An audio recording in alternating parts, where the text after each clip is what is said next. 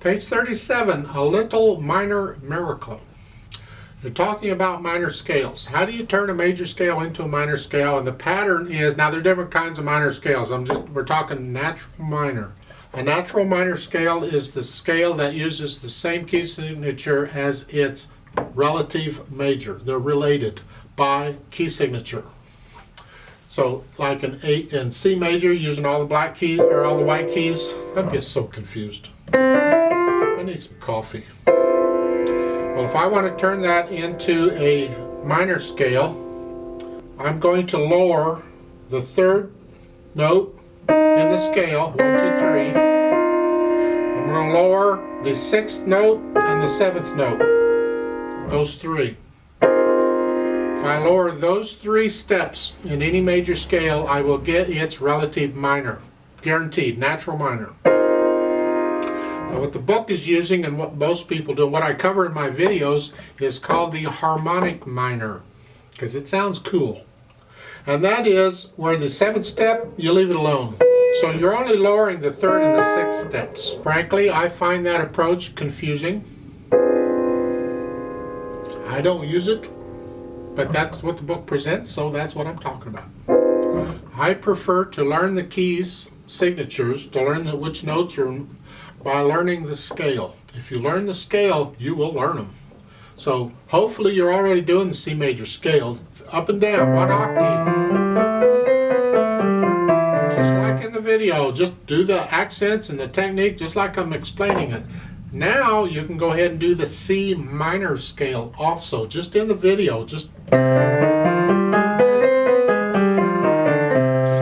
the scale. If you'll just learn the scale, then it makes playing the music so much easier. It really does. If the major and minor scale share the same key signature, we say they related. The C major scale has no sharps or flats. It's related minor. That is, the minor scale with no sharps or flats is A minor.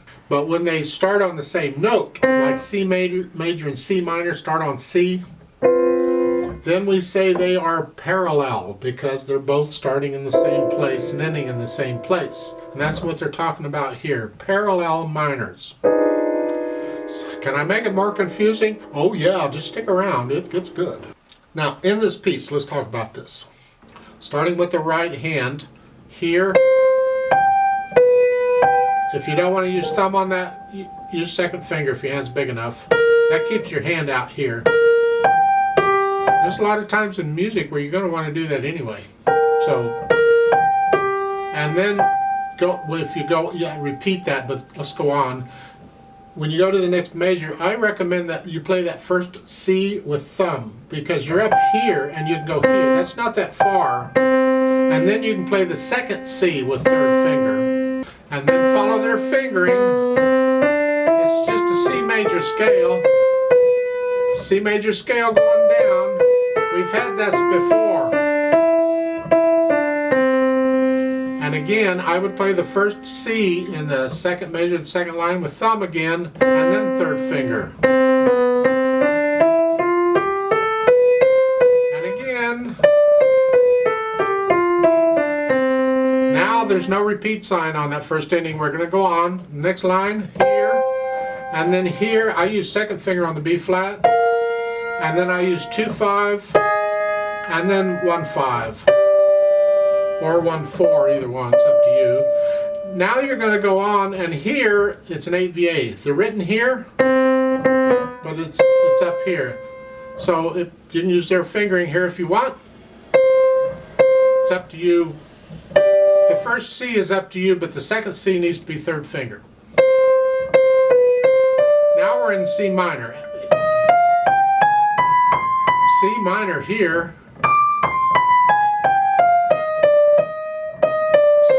Know the C minor scale, this is not too bad.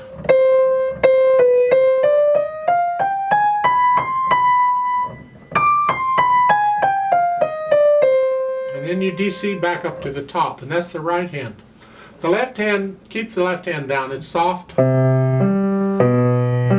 can use fourth finger on the B flat if you want. It's fine. And then starting with third measure. Watch out, we got two voices going. You got the whole note, you're going to hold it down for the whole measure, and then you're going to add the G, it's a half note, and then a quarter note, and the next one, hold that down for the whole measure. 2, 3, 4, 1, 2, 3, and 4, and 1, and 2. And this is fun, oh boy. The third line, when we start going into C minor, I recommend a 4-1 on the B flat, and then you can use a 5-2 for the A flat, E flat if you want, and then a 5-1. You can do them all 5-1 if you want. But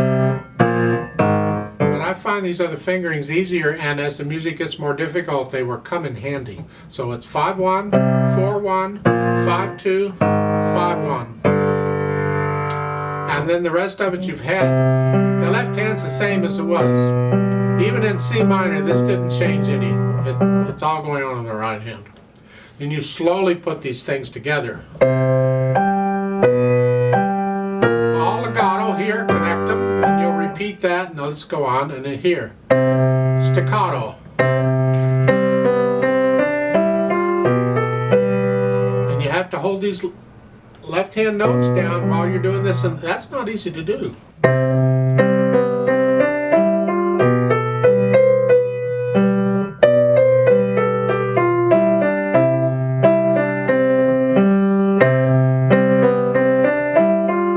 And you do all of that, and then on the third line, we're just going into C minor here. And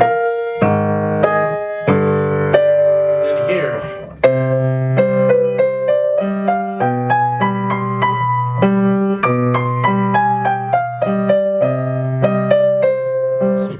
That's basically what it is. Dynamic wise, I haven't talked about, you're starting out soft and you're going to crescendo up to about a medium loud. You repeat that, you're soft again. And then it's medium soft, that's the right hand. Keep the left hand soft, keep it out of the way. Crescendo and then decrescendo. They don't tell you how loud to get. It's up to you. How loud do you feel it? You know, you're not going to get really loud. You just get crescendo.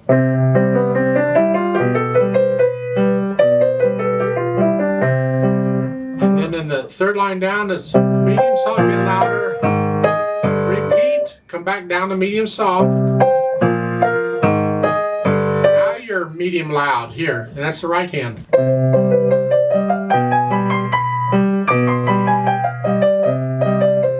Bottom line, you're loud here, and you're going to go up to very loud.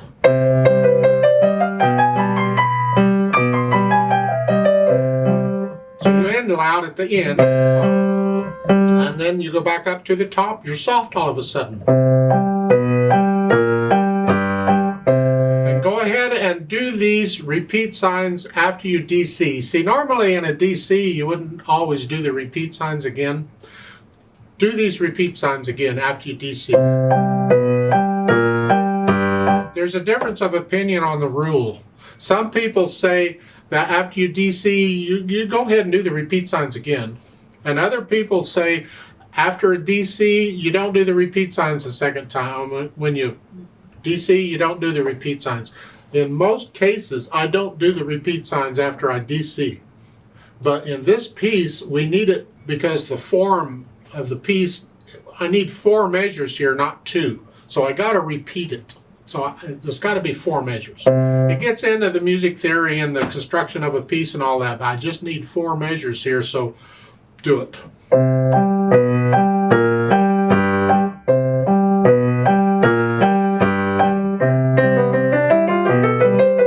Okay. Now fermata at the end. I'm going to hold the left hand down 6 counts instead of 3. I just double it. All the notes down. Let's play this together slowly, just to check the notes and the rhythms. I'm not going to do the dynamics. Go ahead and learn it first. You got to get it so you can play it through with no hitches or hesitations or nothing. It's got to be right. And then come back and check your notes with me. So I'll give us 4 counts. 1 and 2 and ready and go, and 1 and 2 and 3 and 4 and 1 and 2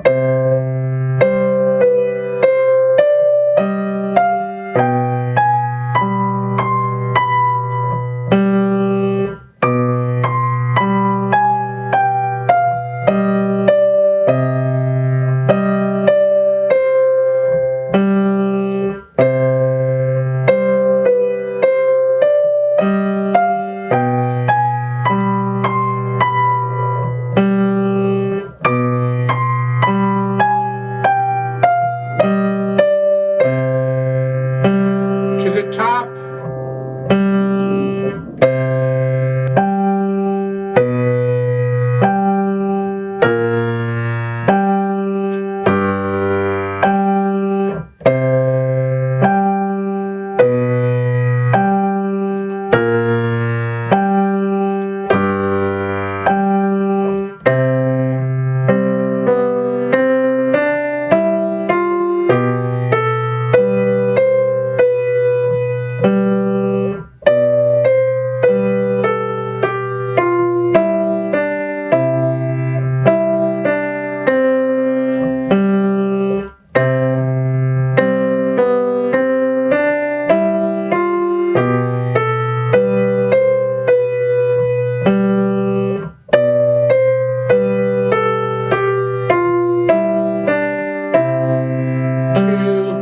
Three, four, hold, 2, 3, off.